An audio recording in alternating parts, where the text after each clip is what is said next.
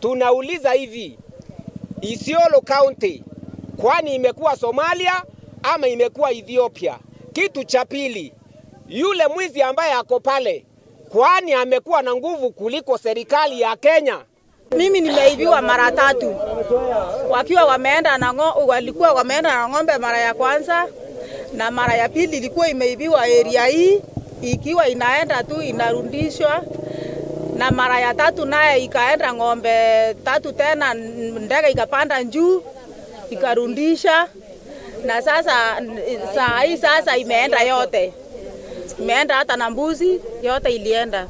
Sababu hata sasa tulali, wamama walali, wanaume walali, tulete kama usaidizi bila wakana bunduki kwao, kama kuna Kenya nyingine yetu watuletee hata sisi bunduki wa mama kila mtu.